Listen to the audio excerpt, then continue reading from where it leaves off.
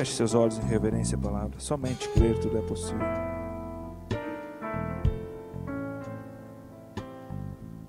Somente crer. Louvado seja Deus. Somente crer. Tudo é possível. Somente crer. Somente crer. Somente crer. Somente crer. Tudo é possível. Somente crer.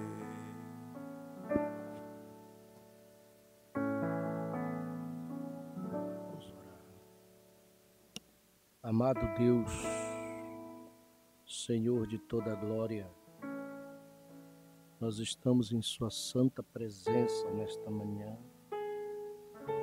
e ao mesmo tempo agradecidos porque temos a oportunidade de estar diante do Senhor e cultuar e adorar e louvar o Seu nome. Obrigado, Senhor, por este privilégio que nos tem dado. Que nesta manhã o Senhor tenha misericórdia de nós mais uma vez. Estenda a sua mão de poder para nos ajudar. Mantenha-nos em tua presença. Edifica-nos com sua palavra, alimente-nos com ela. E que o Senhor possa realmente expressar para nós o que nós precisamos e nos ensinar e nos instruir para que possamos crescer na graça e no conhecimento do Senhor. Só há uma maneira de vencermos neste mundo se nós nos apegarmos contigo e com a sua palavra. E nós não estamos aqui para perder, nós estamos aqui como vencedores.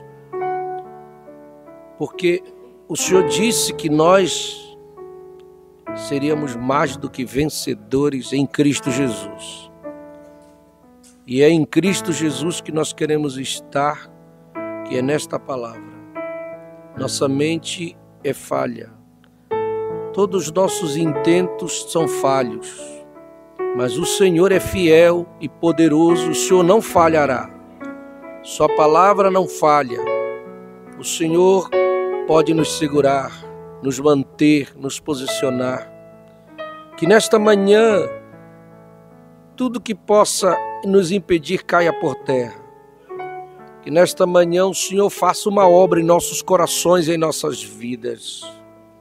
Que nesta manhã o Senhor possa nos ajudar a ser melhores cristãos. É para isso que estamos aqui. Não viemos perder tempo. Não viemos aqui por acaso, não viemos aqui arriscar. Nós sabemos quem somos, nós sabemos por que nos chamaste. Se tem um povo que tem uma certeza, é este povo que crê nesta mensagem. E o Senhor está aqui esta manhã, nós não temos dúvidas disto. Então, Senhor, o Senhor tem liberdade de falar, de instruir, de nos posicionar e fazer-nos melhores cristãos. Ajude-nos, portanto, Senhor. Nós lhe agradecemos no nome do Senhor Jesus. Bom dia, irmãos. Vamos abrir nossas Bíblias na primeira carta de Paulo a Timóteo. Todos acharam? Mas o Espírito expressamente diz que nos últimos tempos apostatarão alguns da fé, dando ouvidos a espíritos enganadores e à doutrina de demônios. pela hipocrisia de homens que falam mentiras, tendo cauterizado a sua própria consciência, proibindo o casamento e ordenando a abstinência dos manjares que Deus criou para os fiéis e para os que conhecem a verdade, a fim de usarem deles com ações de graças. Porque toda criatura de Deus é boa, e não há nada que rejeitar sendo recebido com ações de graça. Porque pela palavra de Deus e pela oração é santificado. Propondo estas coisas aos irmãos, serás bom ministro de Jesus Cristo, criado com as palavras da fé e da boa doutrina que tens seguido. Mas rejeita as fábulas profanas e de velhas e exercita-te a ti mesmo em piedade. Amém. Você pode dizer amém para a palavra? Que o Senhor possa continuar nos ajudando e nos abençoando. Podemos sentar, meus irmãos?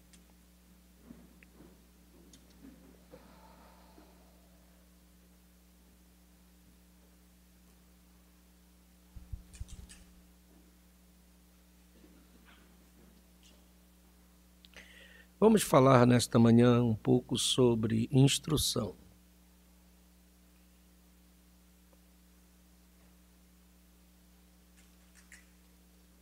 Se nós olharmos para a Escritura,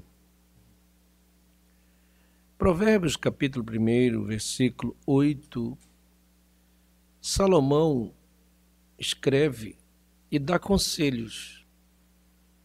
E ele diz assim, Provérbios 1, versículo 8, Filho meu, ouve a instrução de teu pai e não deixes a doutrina de tua mãe. Esse é o conselho de sábio, de Salomão. Então, se todo filho olhasse atentamente para isto, os lares seriam diferentes.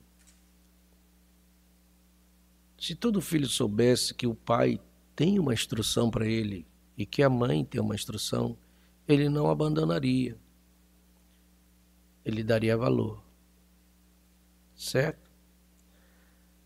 Olha o que diz Provérbios 13, versículo 1. Também está desta mesma forma. Vamos juntos? O filho sábio ouve a correção do pai, mas o escarnecedor não ouve a repreensão. É Bíblia. É a palavra. Certo? Então, dentro do pai, tem algo bom para os filhos, quando eles ouvem. Mas os filhos nem sempre ouvem. Quando eles vão crescendo, eles dizem, o pai não sabe de nada. Né? A mãe não sabe o que ela está dizendo. Eles se esquecem que o pai e a mãe já passaram pelo mesmo caminho onde eles passaram. Eles esquecem que o pai e a mãe sabem onde vai dar determinadas coisas porque é experiência. Não é? E se nós fôssemos atentar com mais detalhes, nós vamos ver que nós nos saímos muito bem quando ouvimos os mais velhos. Os mais velhos têm a sabedoria, têm o entendimento e a experiência que nós não sabemos aonde vai dar. Amém? Você vai olhar na Bíblia, você vai ver que o segredo da vitória de Josué foi ouvir as instruções de Moisés. Certo? E Moisés se preocupou em treinar Josué numa liderança para que ele chegasse a determinada coisa. Quando você abre a sua Bíblia em Êxodo capítulo 17, versículo 8, olha só o que Moisés fez. Êxodo 17, versículo 8 em diante. Então veio Amaleque e pelejou contra Israel em Refidim. Pelo que disse Moisés a Josué: escolhe-nos homens e sai e peleja contra Amaleque. Amanhã eu estarei no cume do outeiro e a vara de Deus estará na minha mão. E fez Josué como Moisés lhe dissera. Isso é importante. Os pais, vamos parar aqui, não tire o versículo. Os pais têm que ensinar os seus filhos a como pelejar. Como vencer na vida. Você, pai e mãe, você tem que dar incumbência para esses meninos.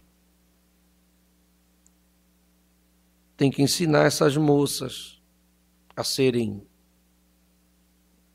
amanhã mães. Como é que elas vão cuidar de uma casa? Não é normal isso?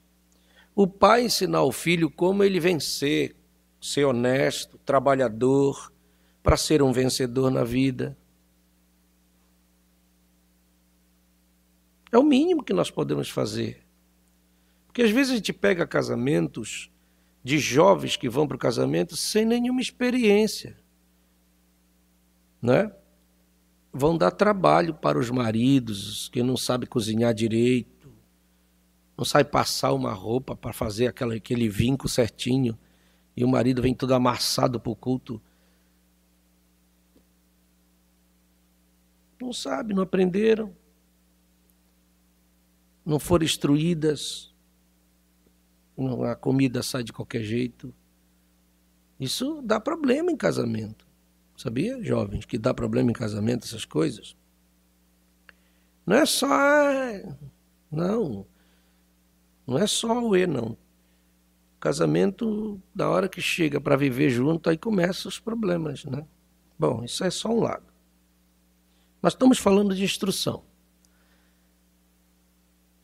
Moisés sabia que um dia ele ia ficar velho e que ele ia precisar de uma liderança para substituí-lo. E ele já estava treinando Josué para isso. Certo? Eu estarei pelejando contra Amaleque. Mas Moisés, Arão e Hur subiram ao cume do outeiro. Vamos lá. E acontecia que quando Moisés levantava a sua mão, Israel prevalecia. Mas quando ele abaixava a sua mão, Amaleque é que prevalecia. Porém, as mãos de Moisés eram pesadas. Então ele não podia ficar assim todo o tempo. Porque quando ele estava assim, Israel vencia. Quando ele baixava a mão, o inimigo vencia. Você entendeu? Não tem algo espiritual nisto? Tem. Você tem que estar sempre com a mão levantada, para que a vitória venha.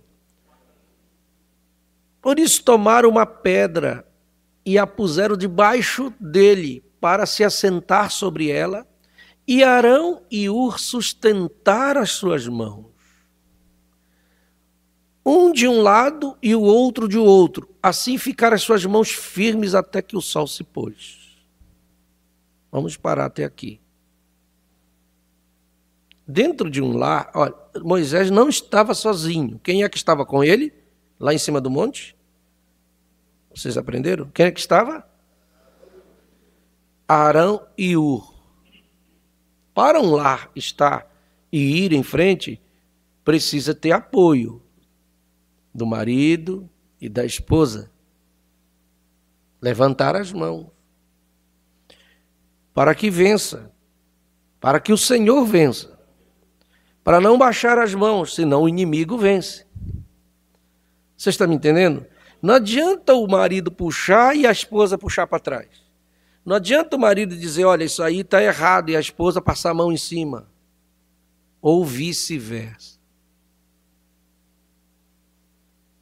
Você está me entendendo o que eu quero dizer? Se tiver divisão, um puxando para um lado e para o outro, como que vamos vencer? Quem vai vencer é o diabo. É o inimigo. E o lar precisa ser treinado, os dois puxando para o mesmo lado. Levantando as mãos. Certo? Cadê o texto? Não acabei ainda.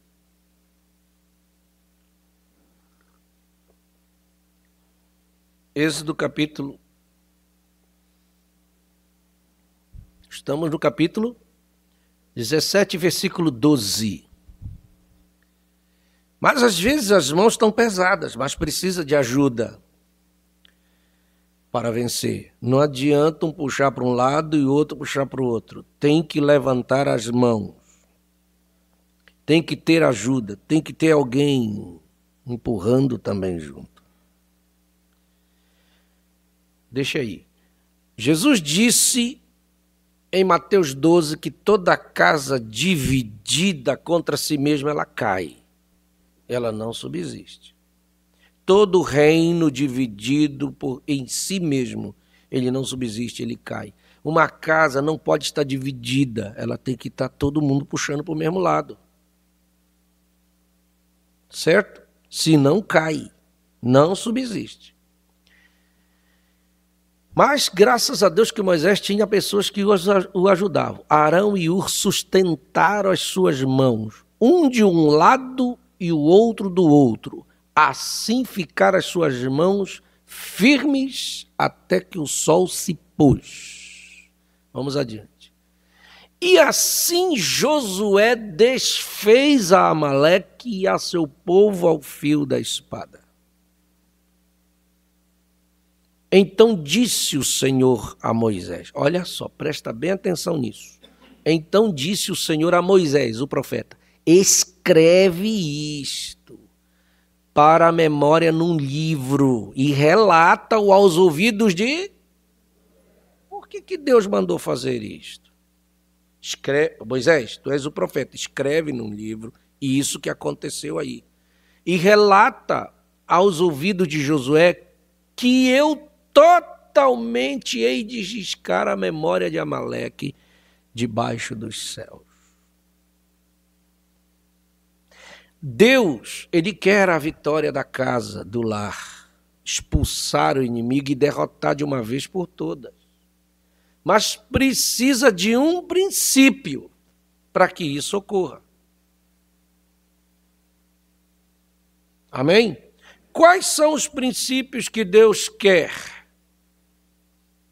Que os dois que esteja união naquela casa, em primeiro lugar, num sentido só.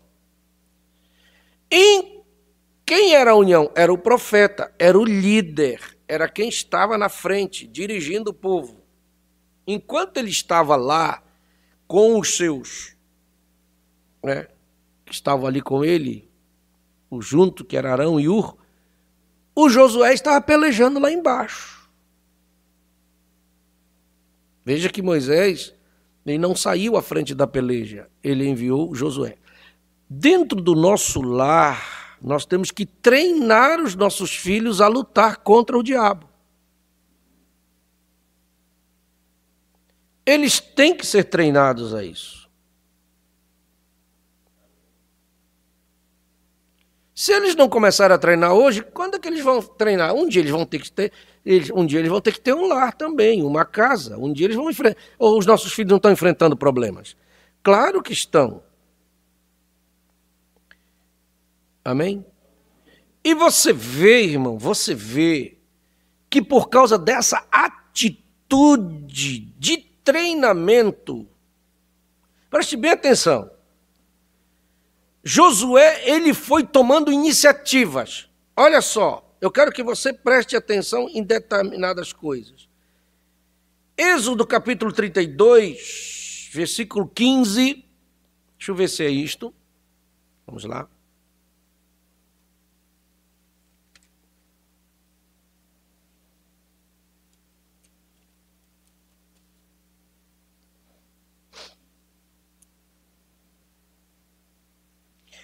Êxodo.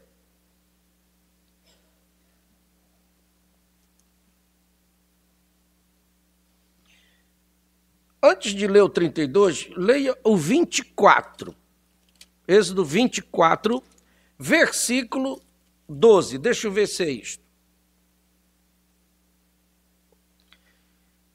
Então disse o Senhor a Moisés: sobe a mim ao monte, que era o Monte Sinai, e fica lá, e dar-te-ei tábuas de pedra, e a lei e os mandamentos que tenho escrito para os ensinares. 13. E levantou-se Moisés com seu servidor, e subiu Moisés o monte de Deus. Moisés não subiu sozinho o monte. Josué foi com ele.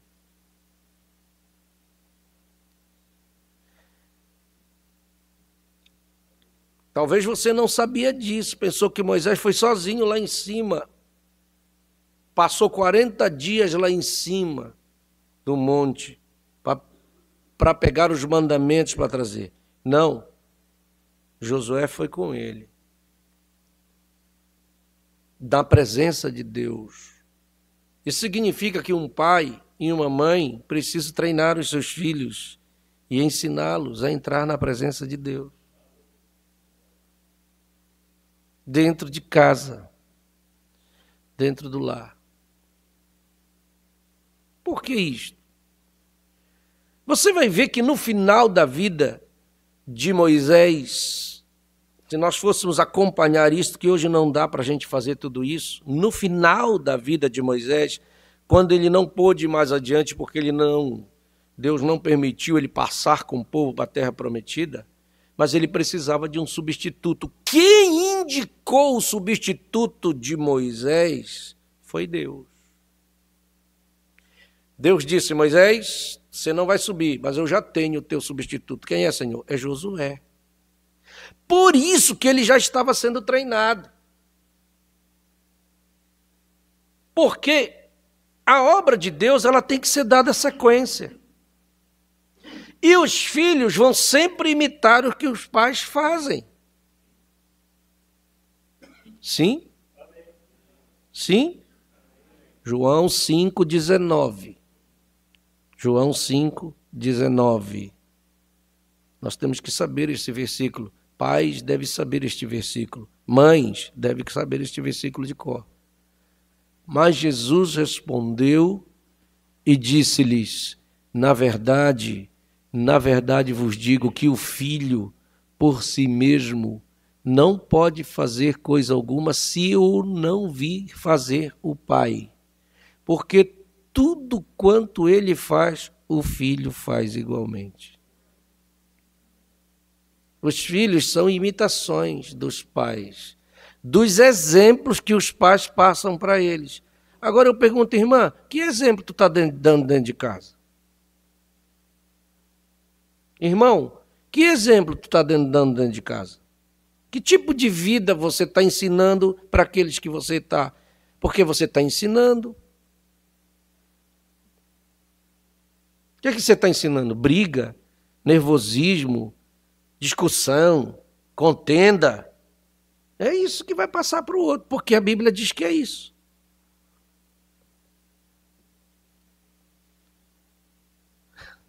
Mas o filho precisa aprender com o pai a orar.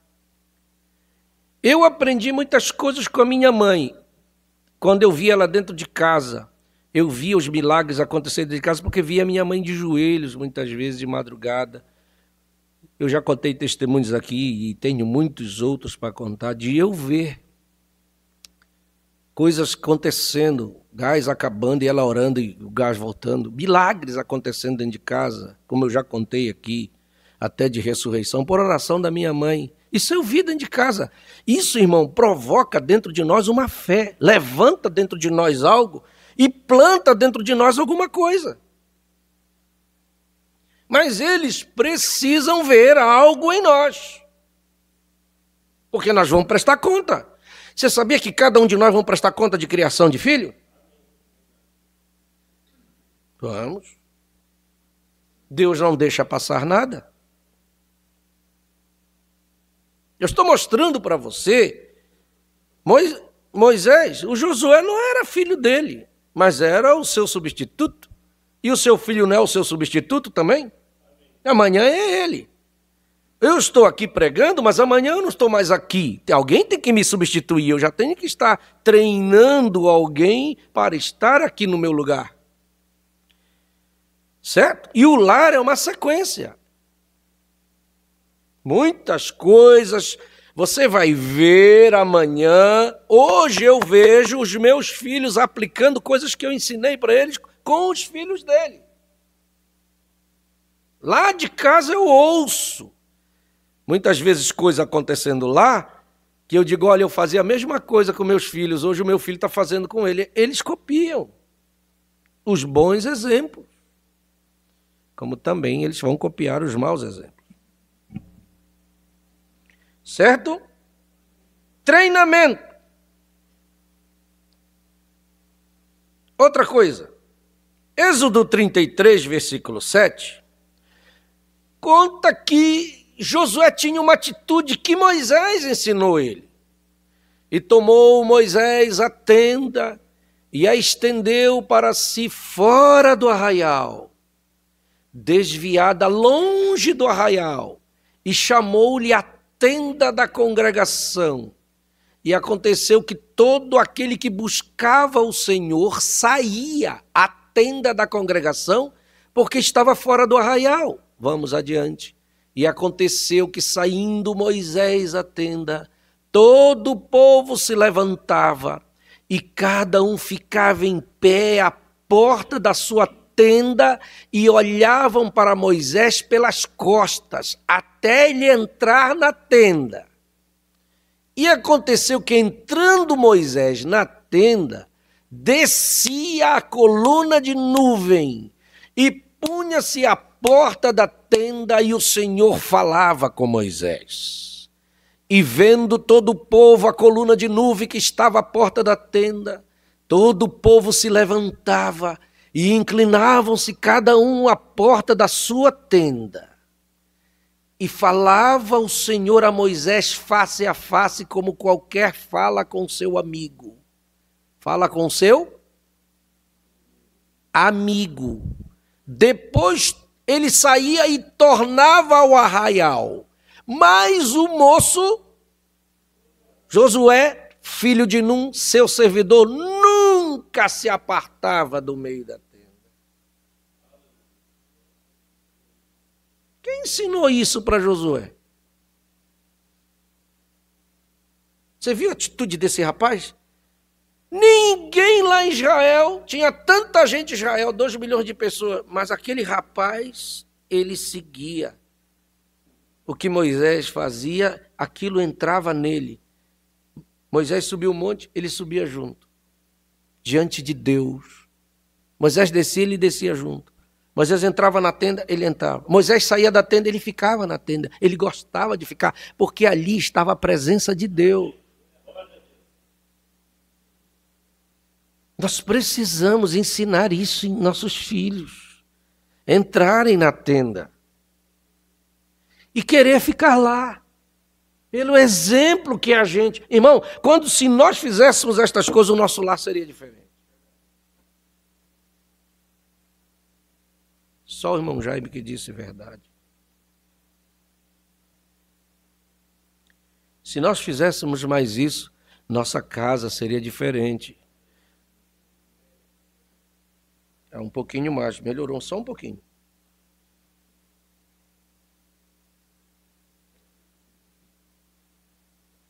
O que você acha? Você acha que isso é importante?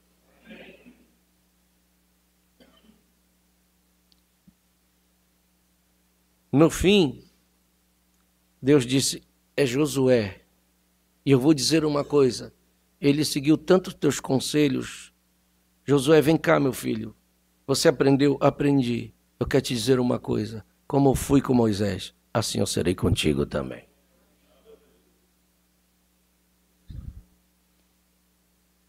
Essas são coisas, irmãos, que nós precisamos aprender. e aplicar. Lares que estão fazendo isso estão vencendo.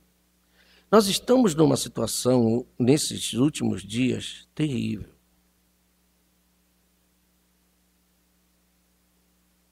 O profeta diz na mensagem, a invasão dos Estados Unidos, parágrafo 60, ele diz assim, note, exatamente como Acabe se casou com Jezabel, durante o tempo da grande era negra de Israel. Ela trouxe a idolatria para dentro de Israel. Vê a diferença?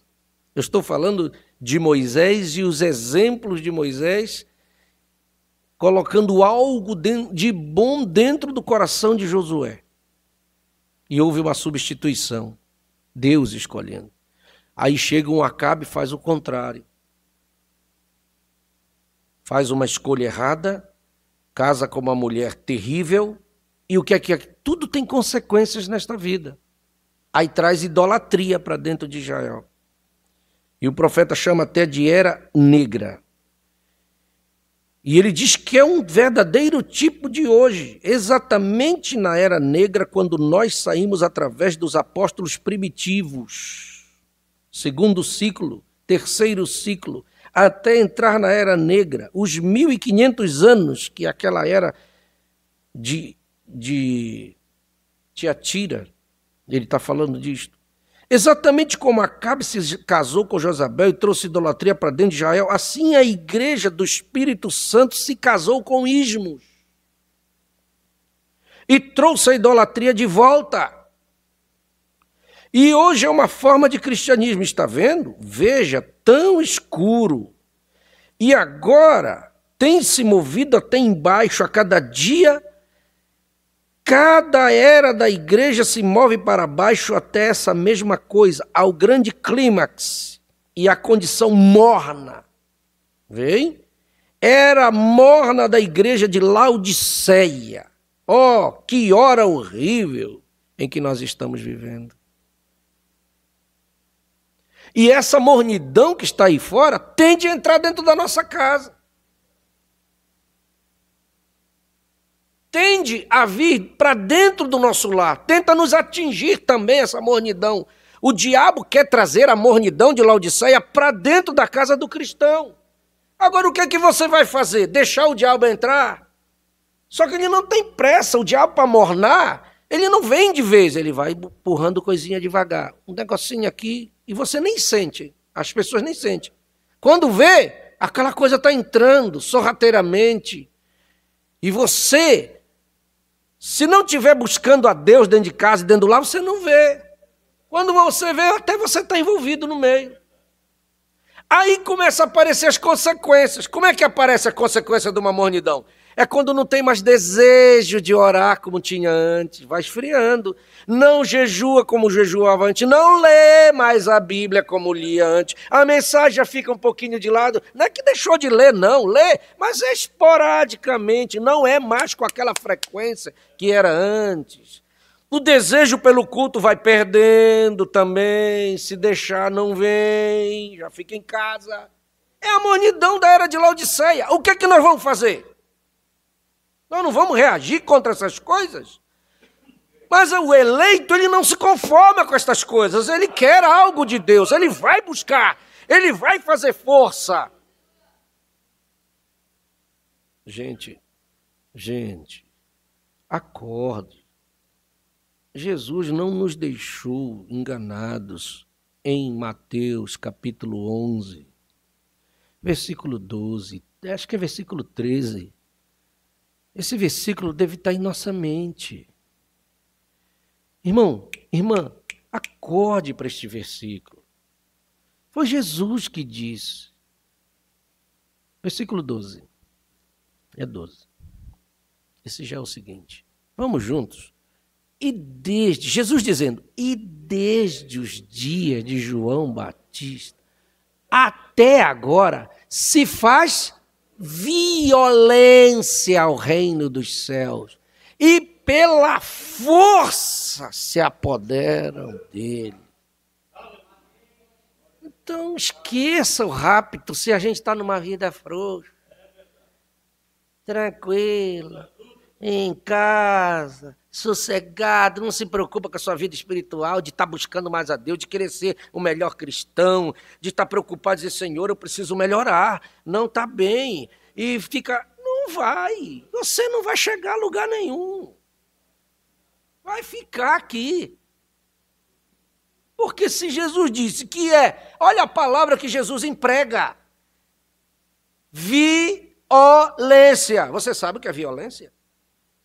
Violência não é pegar esse negócio assim. Nós estamos na hora, olha irmão, de ser macho mesmo. Ou vamos ou não vamos. E aí o diabo começa a empurrar umas lutazinhas, porque ele vai botando luta e empurrando. Você sabe qual é a tática? Eu preguei uns domingos atrás, faz um tempinho, que a tática de Satanás contra Davi, primeiro ele joga um urso. Depois ele joga para ele um leão. E você vê que leão já é bem pior do que o urso. Depois ele joga um gigante. Davi vence.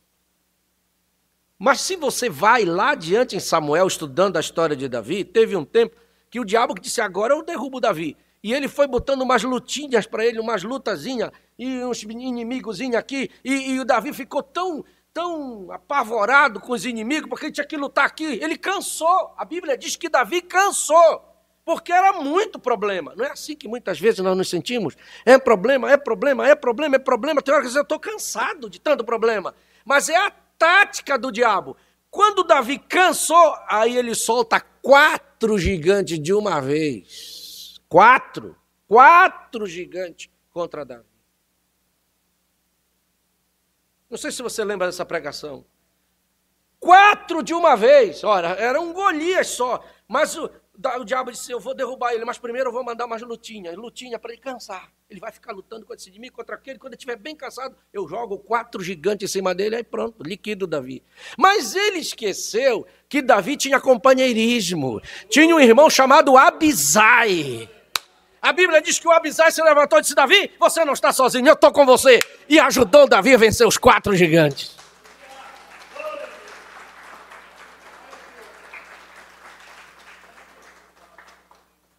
Eu quero dizer para você que aqui você não está sozinho.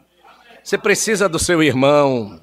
Quando você tiver em problema, grite, peça socorro. Pastor, irmãos, orem por mim. Eu gosto de ver os irmãos no grupo. Eu estou só acompanhando. Me ajudem, gente. Aí eu digo, uma dia assim, eu vou orar. Outra dia eu vou orar. Eu digo, Senhor, ajude essas irmãs que estão se comprometendo a orar. A nossa vitória está quando os outros estão para nos ajudar também. Deus sempre vai colocar um Abisai no teu caminho, uma irmã Abisai, para te ajudar para vencer o gigante que está contra nós. Você crê nisto? Mas nós temos que ter essas estratégias. Ser treinados por Deus. Amém? Nós poderíamos falar tantas coisas sobre isso. Nós poderíamos falar de Timóteo. Paulo instruía Timóteo. Ensinava ele, meu filho, presta atenção. Eu vou te ensinar umas coisas. Você é um pastor que vai assumir a igreja em Éfeso, mas preste atenção. Tem algumas coisas que você precisa saber. Eu vou ler um versículo para você, que esse versículo vai te dar um choque. Você diz assim, eu tenho lutas, tenho provas. No meio das lutas, da prova, você tem que ser firme. É Provérbios 24, versículo 10. Eu até notei esse versículo, eu queria passar isso para vocês mesmo. Provérbios 24, versículo 10. Olha assim, olha o que a Bíblia diz. Se te mostrares, olha o que a Bíblia diz, olha a palavra que ela emprega. Se te mostrares frouxo no dia da angústia, a tua força será pequena. É na angústia que você tem que se levantar. Se o diabo joga para você problema, e você, porque não sei o quê, eu não dou conta. Tu não dá conta? Que tipo de cristão é você? Para que Deus te chamou então? Se você não prestava para nada, então ficava lá no mundo. Se acabava para lá.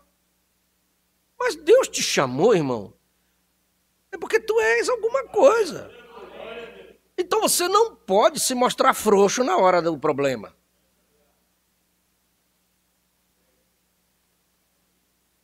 Mas tem irmão na igreja que qualquer coisa, eu acho que eu não vou. Eu queria ficar, me dá vontade de pegar um chinelo e ir lá na casa e dar uma chinelada, pegar a cinta e ir lá. Porque primeiro problema que ocorre, não vou na igreja. Como se Deus fosse culpado. Em vez dele lutar contra o diabo, ele luta contra Deus, como se Deus é culpado.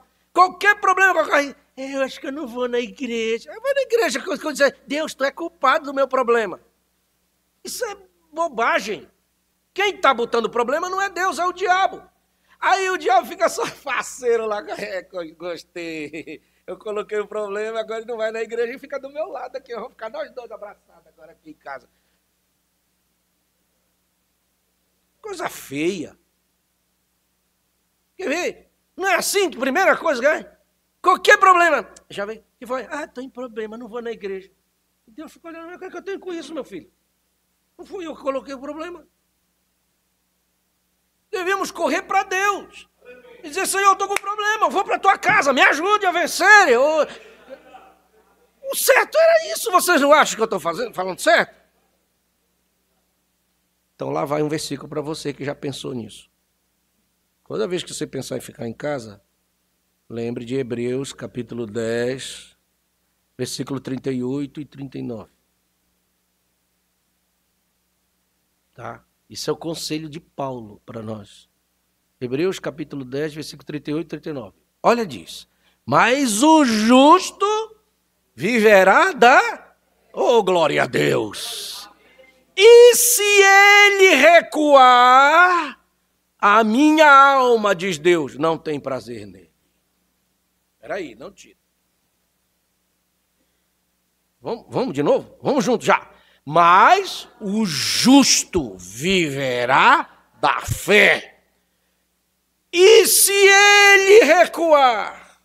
Aí Deus diz, a minha alma, diz Deus, não tem prazer nele. Mas nós estamos no versículo 39, graças a Deus. Nós, vamos juntos, nós, porém, não somos daqueles que se retiram para a perdição, mas daqueles que creem para a conservação da alma.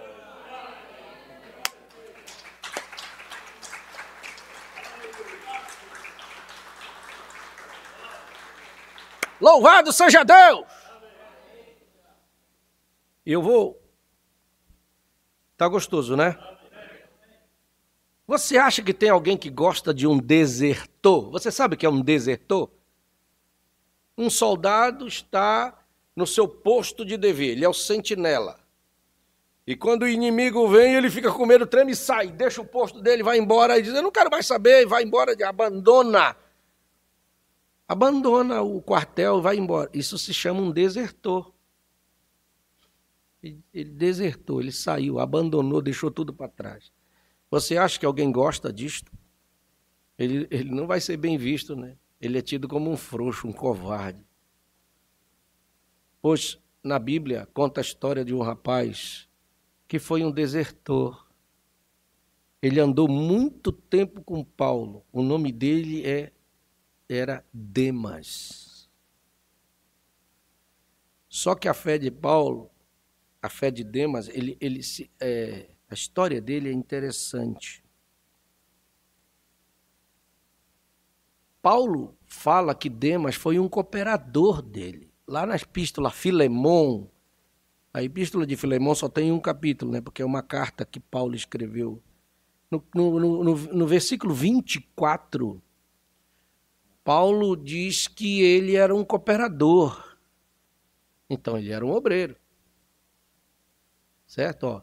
Marcos, Aristarco, Demas e Lucas, meus cooperadores. Certo? Só que fala de Lucas. Teve uns cooperadores de Paulo que foram presos junto com ele, mas quando Demas chegou com Paulo, o ministério de Paulo estava lá em cima. Paulo pregando, e aquele Sérgio Paulo se interpôs diante dele, e ele disse, tu vai ficar cego, e ele ficou cego. Era o ministério de Paulo e ascensão, era milagres ocorrendo, e cresce o ministério de Paulo. Mas depois, quando Demas olha, ele disse, eu vou ficar do lado desse homem, nós vamos fazer uma grande igreja e nós vamos bombar aqui, o negócio vai ficar bom. Mas quando o tempo passou, que ele olha para Paulo, ele vê o Paulo preso sem nada, só com uma capa. E ele vê Paulo dizendo, traz a minha capa que eu estou com frio e os pergaminhos, que é a única coisa que eu tenho. O Demas olhou e disse assim, esse camarada está falido. Eu acho que eu embarquei no barco errado. Eu pensei que nós íamos crescer e ser uma grande igreja, e agora esse camarada está aí sozinho, só com uma capa. Eu acho que o ministério do Paulo foi lá para baixo, faliu. Na epístola de Colossenses, capítulo 4, versículo 14, Paulo cita o Demas mandando saudação para a igreja em Colossos. Entendeu? Deixa eu ver se é isso. Ó, saúda-vos Lucas, o médico amado, e Demas. Mas, quando você vê que o Demas viu Paulo preso e só com uma capa, ele disse, meu Deus, esse ministério faliu, eu vou pular fora desse barco. No 2 Timóteo, capítulo 4, versículo 10, você vê o Paulo se queixando. 2 Timóteo, capítulo 4. E Paulo se queixa escrevendo para Timóteo. Segunda carta. Olha assim. Porque Demas me abandonou, me desamparou, amando o presente século. E foi para Tessalônica, Crescente, para a Galácia, Tito para a Dalmácia. O Demas me abandonou, Timóteo. O Demas pulou fora do barco. Mas engraçado que ele abandona o barco, mas Paulo diz que ele foi amando o presente século. Ele estava correndo em direção do conforto oferecido pelo mundo. Quer dizer, ele olhou, ele naufragou na fé porque ele estava olhando o mundo e ele me abandonou e foi para o que o mundo oferece. Quando eu li isto, eu me lembrei da epístola de 1 João, capítulo 2, versículo 15 a 17, que João nos dá uma lição. Como é que ele diz? Não ameis o... Bom, vocês estão fracos, vamos junto. Não ameis o mundo, nem... Se alguém ama o mundo, o amor do Pai não está nele. O que é amar o mundo? É amar as coisas do mundo. Versículo seguinte. Porque tudo que há no mundo, o que é?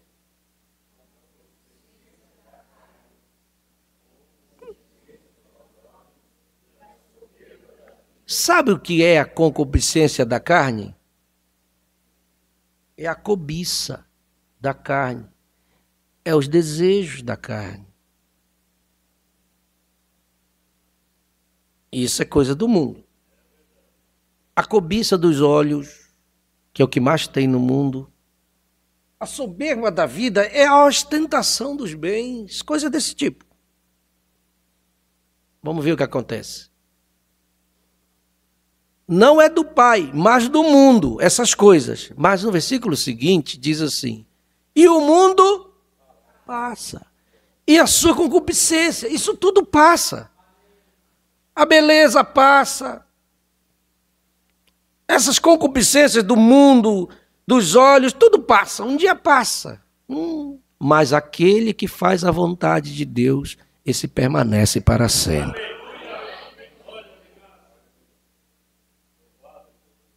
Amém?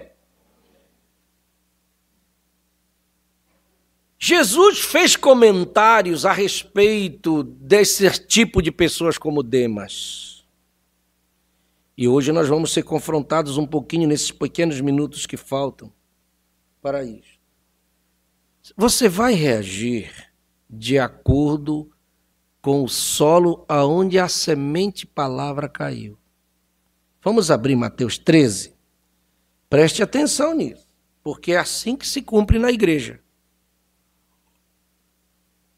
Jesus disse que a semente palavra, ela cai em alguns solos. Quando ele estava contando a parábola da semente, certo? Mateus, capítulo 13, vamos aprender com Jesus? Vamos. Versículo 4. No versículo 3 ele diz que o semeador saiu a semear, certo? 4. E quando semeava, uma parte da semente caiu aonde? Vamos lá, grave bem. Qual foi o primeiro lugar onde a primeira semente caiu? Ao pé do caminho. E Jesus disse, e vieram as aves e comeram a semente. Acabou. Vamos adiante.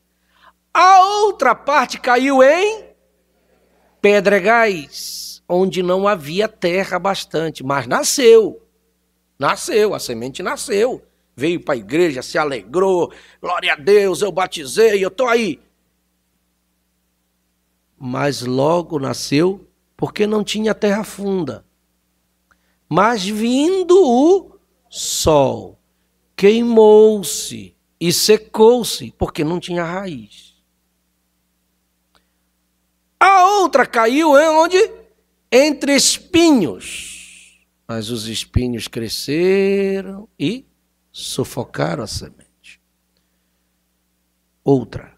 E a outra caiu em boa terra e deu fruto. Um a 100, outro a 60 e a outro 30. Vamos ver a explicação que Jesus dá para isso? Você quer ver? Vamos para o versículo 18. Escutai vós, pois, a parábola do semeador. Agora Jesus está explicando só para os discípulos, só para os eleitos. Então ele vai explicar para nós. Vamos ver? Ouvindo alguém a palavra do reino e não a entendendo, essa é o que cai na beira do caminho. Vem o maligno. Aquelas aves do céu que vieram, Jesus está dizendo que é o maligno e arrebata o que foi semeado no seu coração. Este é o que foi semeado no pé do caminho. Então quem é o que rouba? O maligno, o diabo. Cara, só na beira do caminho.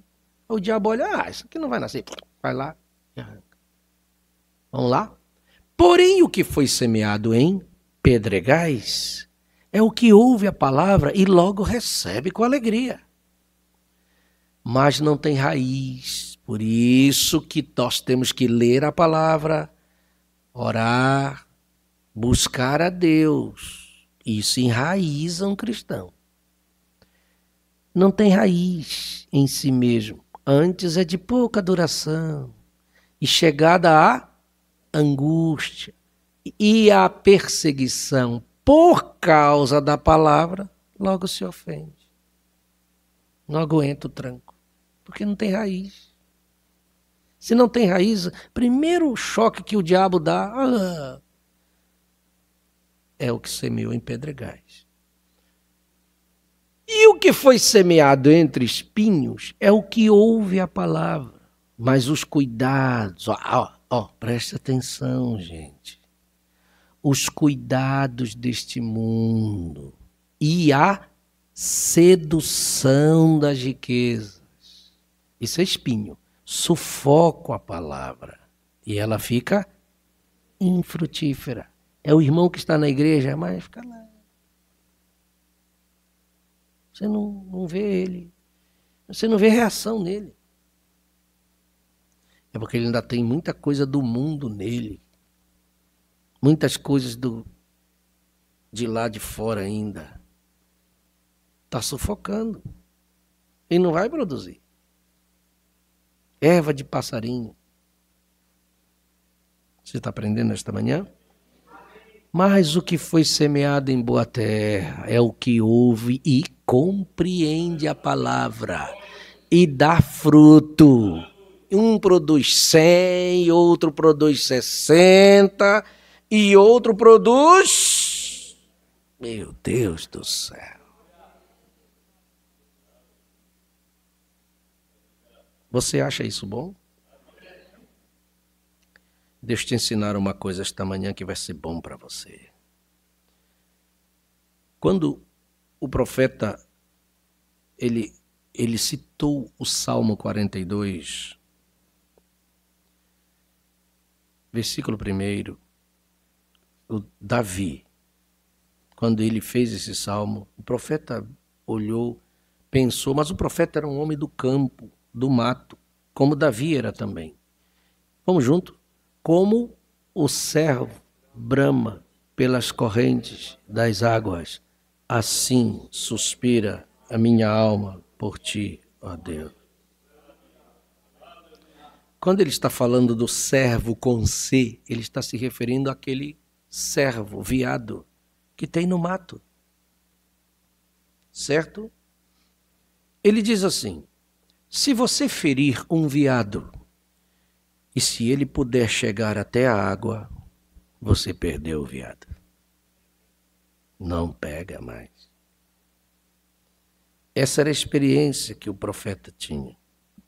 Porque o profeta foi muitas vezes no mato e caçou. Ele conhecia a vida animal como ninguém. Ele diz assim, eu posso ler para você?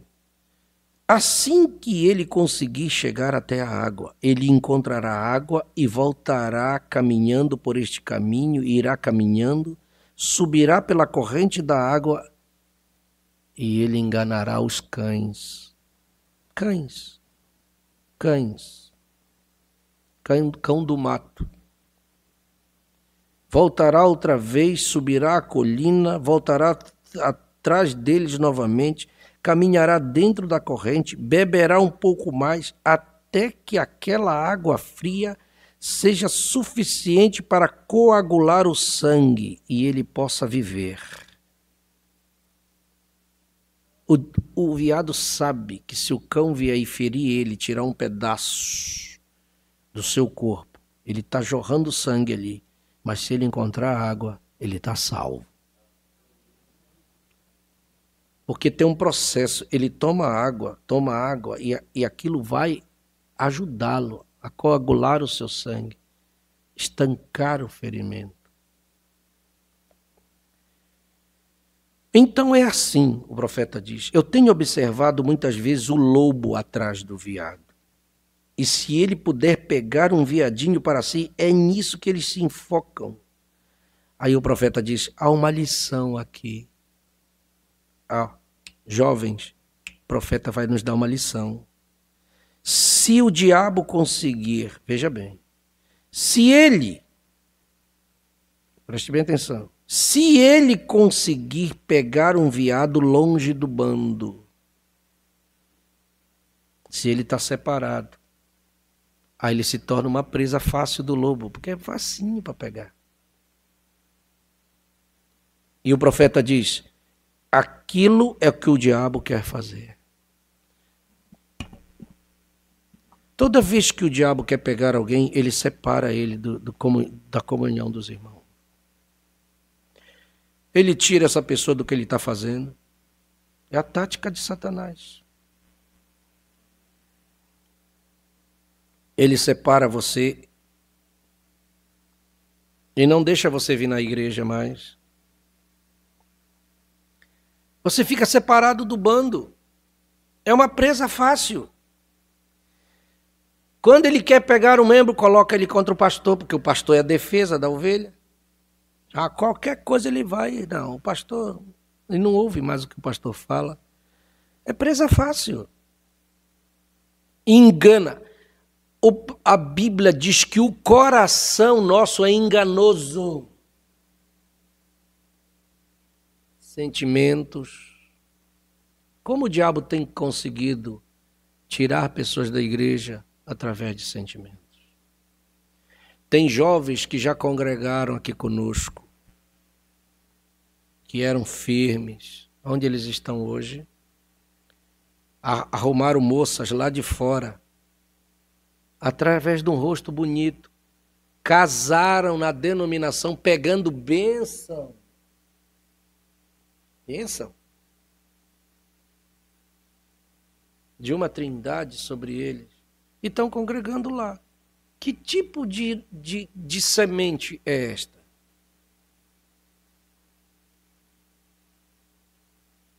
Por causa de sentimento. Sentimento é enganoso. Sentimento, muitas vezes, pode levar a uma ruína. Só por sentimentos.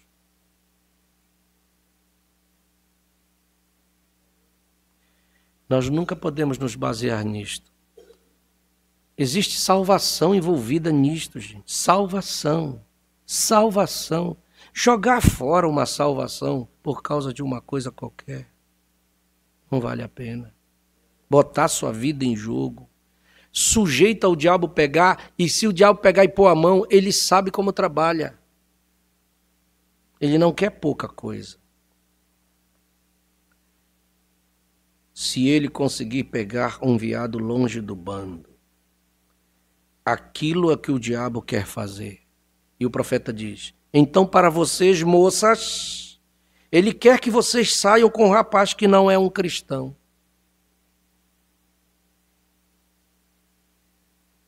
Vocês entenderam? E para vocês, rapazes, ele quer que vocês saiam com alguma Jezabelzinha pintada que não é uma cristã. É aí onde ele quer acabar com vocês. Eu estou lendo o que o profeta diz. Não é me culpar. Esse é o meu profeta, que quer o meu bem. 2 Coríntios capítulo 6, versículo 14. Você quer ir mais um pouquinho? Isso é bom para nós, esta manhã. Eu estou instruindo você. Se você quiser me ouvir, você me ouve. Se não quiser, não é problema meu. Eu estou fazendo a minha parte. Como pastor, como seu pastor, que quer o seu bem. Não, vamos lá junto, não vos prendais a um jugo desigual com os infiéis. Porque que sociedade tem a justiça com a injustiça? E que comunhão tem a luz com as trevas? Vamos lá, vamos adiante. E que concórdia há entre Cristo e Belial? Ou que parte tem o fiel com o infiel? E que consenso tem o templo de Deus com os ídolos? Porque vós sois o templo do Deus vivente. E só um se alegrou. Eu estou identificado com essa escritura. Porque vós sois o templo do Deus vivente. Oh, glória a ti, Senhor.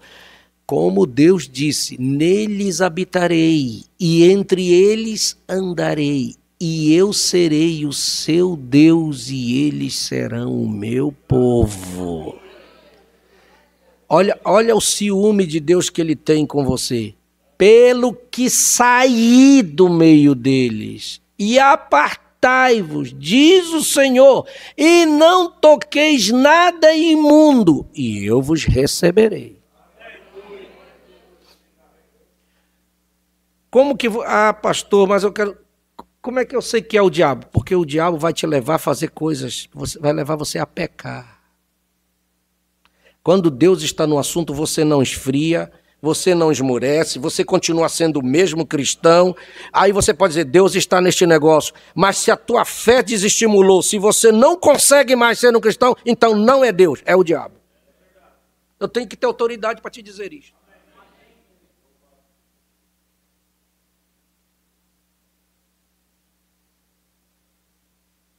E moças, rapazes, casamento é a coisa maior, a maior decisão na vida de um ser humano. Porque nesta mensagem não tem como voltar atrás mais. Se você firmou, você tem que levar até o final. Exceto os que tiveram problemas no caminho, mas aqui, depois que você chegou nesta mensagem, o meu dever como pastor é te dizer isto, o que a Escritura diz. E te ensinar a verdade, para que você vá bem. E se você arrumar uma cangalha, vai ter que levar ela até o final. Não tem como. E aí adianta chorar depois. Você que arrumou.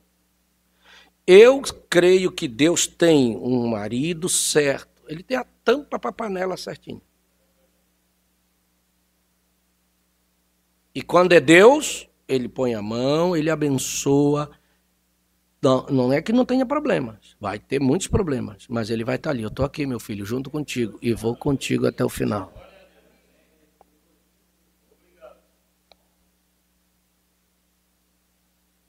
Amém? Essa é a palavra de Deus. É a mensagem do nosso profeta. Certo? Então, tem que ser pensado bem antes. Isso tem que ser pensado. Mas o diabo aproveita de sentimentos. E tem umas moças muito bobas, não são todas, mas umas moças muito bobas, e a maioria delas põe o coração na frente. Umas bobona. Ah, eu estou gostando. Ah, gostar. Vai primeiro saber quem é o cidadão. Vai orar primeiro, saber se Deus está neste negócio. Não põe o coração na frente que tu vai entrar em problemas. Basta que aquilo se aflore, aquele sentimento, e você deixe ir. Daqui a pouco o pastor fala, você não ouve, o pai fala, não ouve, a mãe fala, aí não ouve mais nada.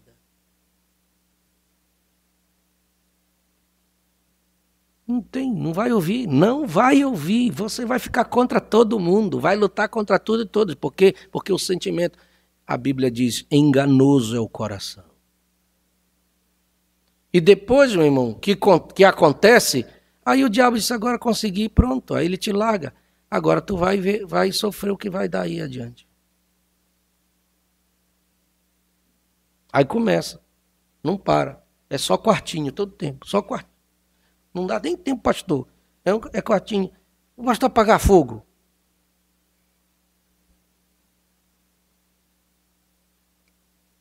Eu não sou bombeiro. É aí onde ele quer acabar com vocês. É aí onde ele quer. Ele quer cravar os dentes em você. E este pequeno veado sairá sozinho, longe do bando. É nesse que o lobo se foca. Então não dá para ficar longe, irmão. Nós temos que ficar juntos. Aconteça o que acontecer, esteja junto, esteja no meio. Você está aqui, você está protegido. Venha, faça força, não se separe, não se afaste, senão se torna presa fácil. E vocês, anciãos e anciãs, quando vocês se separam dos crentes, as pessoas dizem, eu posso ficar em casa, ser um cristão tão bom quanto consigo ser na igreja. Eu sempre digo aqui, me aponte uma pessoa que ficou em casa, congregando em casa, dizendo eu não vou para a igreja por causa disso, por causa daquilo, que ele ficou o melhor cristão, cheio do Espírito Santo, cheio dos dons e pronto para ir para o rapto. Me aponte um. Se você encontrar, e traga ele para mim, que aí eu mudo de ideia. Não existe isso. Isso é ilusão diabólica. Ficar em casa, congregando sozinho. Primeiro que já fere Hebreus, que Hebreus diz, não se aparte, não deixe a sua congregação, como é costume de alguns, Paulo aconselha. Então já feriu a Escritura. Qual é o apoio que vai ter divino? Nenhum. Não existe. A defesa da ovelha é o pastor. Não existe ovelha que vá sozinha, sem o ministério pastoral com ela, em casa, sem congregar, sem dar dízimo, sem vir cear, sem nada. Tem céu para essa pessoa? Claro que não tem. É ilusão diabólica. Olha, você pode ser o mais fraco de todos os cristãos, mas se você estiver aqui, tem chance para você. Deus está contigo, Ele te levanta, Ele te dá vitória, Ele vai fazer a obra que tem que ser feita, mas é aqui.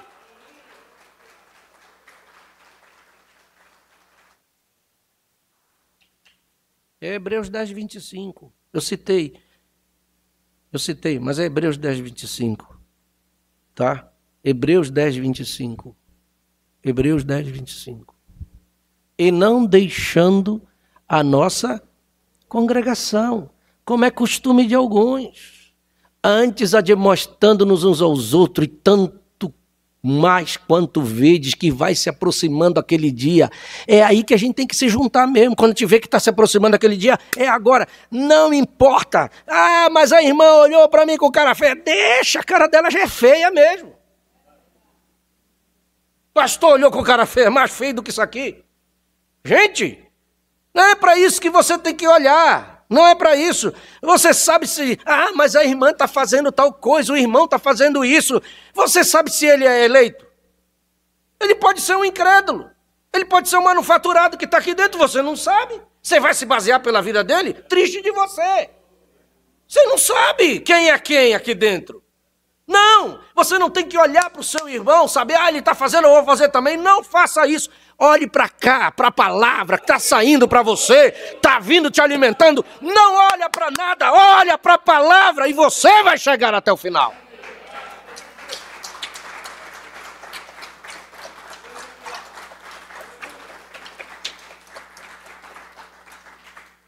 Amém? Você não vai ser livre. Se o diabo veio por trás de você, arrancou um pedaço do seu flanco para tentar fazer você parar, você não tem que parar, deixa ele arrancar um bocado, ele arrancou um pedaço, arrancou um pedaço, mas você tem que farejar onde está a água, corra para onde está a água. Se você chegar aonde está a água, a palavra salvou o problema, você tem saída, você tem vitória, você vai adiante. Amém? Glória seja dada ao nome do Senhor Jesus. Vamos ficar de pé. Depois nós vamos falando mais sobre estas coisas. Mas eu acredito que o Senhor, nesta manhã, tem nos ajudado. Eu espero ter ajudado você, irmão. Eu espero que o profeta tenha ajudado você, jovem. Nunca faça nada pela sua cabeça. Nunca vá olhar só por um rosto bonito, ou por um jeitinho. Tem muito jovem... Olha, eu vou te dizer uma coisa. Tem muito jovem desta mensagem que nem crente é. Você se surpreende com isso? Tá cheio de jovens aí que não são nada crente, nem nada. E são lobo. E tem um 71 que, meu Deus do céu, é 71 que chama? Esses aqui, eles passam uma conversa que, quando vê a jovem, está...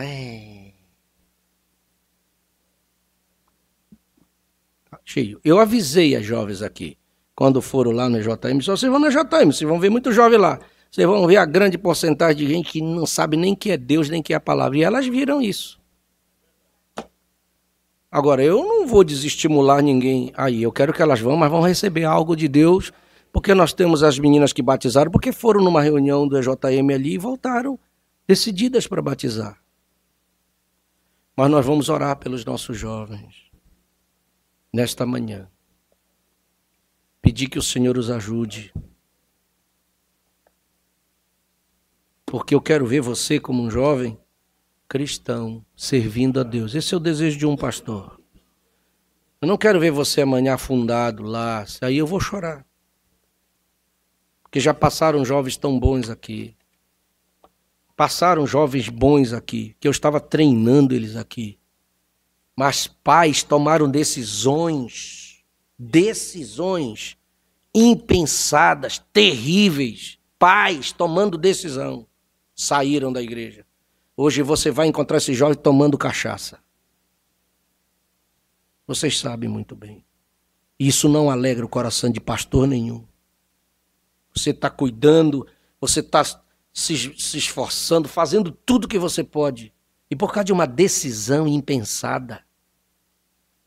Eu quero saber quem vai prestar conta desta alma diante de Deus. Eu quero saber. Eu não vou, porque eu fiz a minha parte.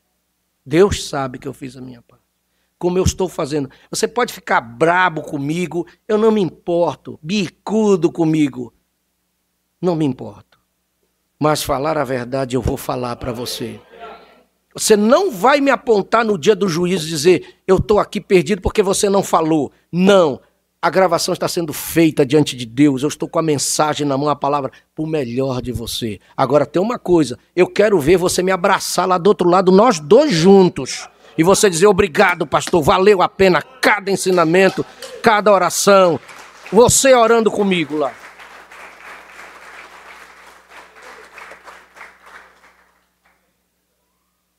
Não é? E a gente vai devagar, irmão, vai devagar. Eu não quero ser duro, mas às vezes você tem que ser duro mesmo, mas para o bem das pessoas. A disciplina, diz a Bíblia, num primeiro momento ela parece ruim, mas depois ela forma um fruto pacífico. E eu quero que este fruto seja formado em você. Vamos orar. Pai, nesta manhã, nós estamos aqui. Eu creio que nesta manhã nós podemos raciocinar um pouquinho sobre nossa casa, sobre o nosso lar, sobre nossa conduta. Existem condutas que precisam, princípios que não podem ser quebrados pelo Senhor. Nós aprendemos como um pai, como uma mãe, que todos têm que estar remando para o mesmo lado, em entendimento, como os braços de Moisés foram apoiados por Arão. Eles estavam ali. Enquanto eles estavam um levantando um braço e o outro levantando o outro, Josué estava vencendo lá embaixo, juntamente com seu povo. O nosso lar só vencerá se nós estivermos com os braços levantados para o Senhor, em comum acordo, diante do Senhor, orando. Os nossos filhos vencerão.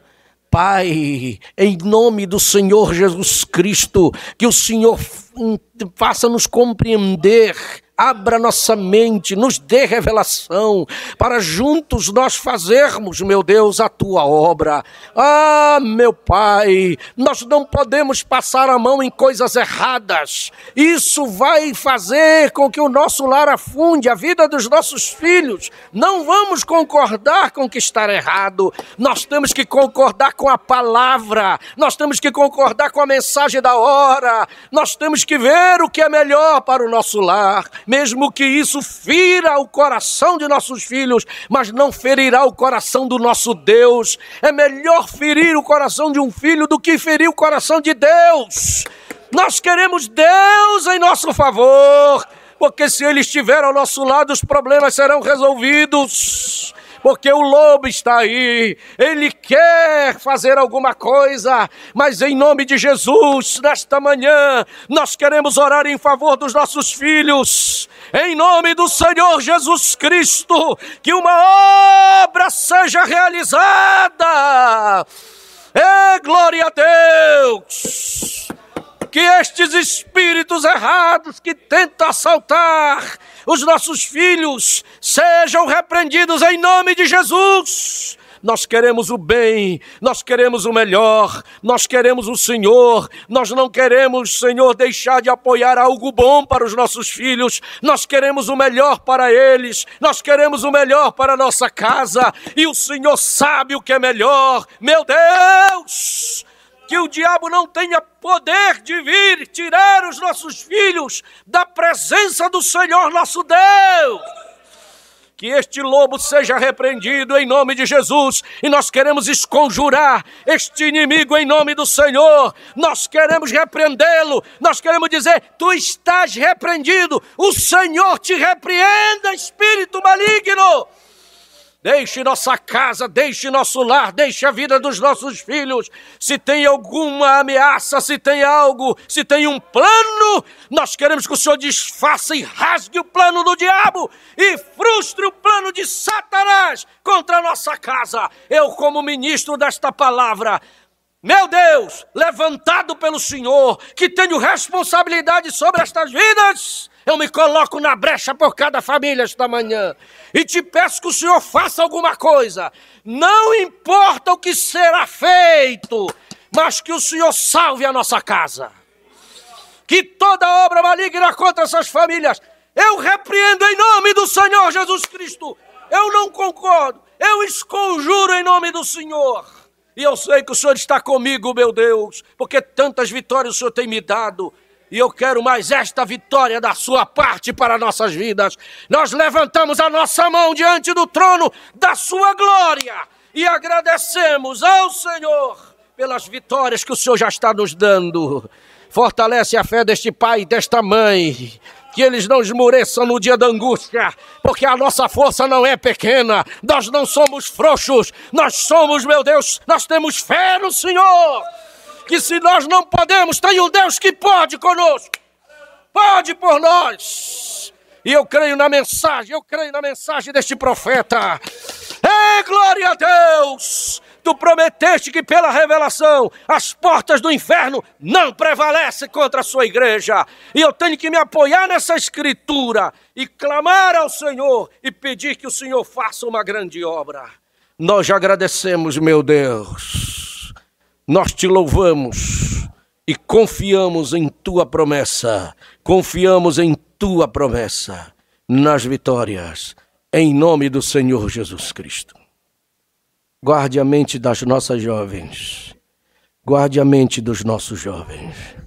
Faça um muro de proteção em volta da mente deles. Como Neemias construiu aqueles muros. Muro é proteção.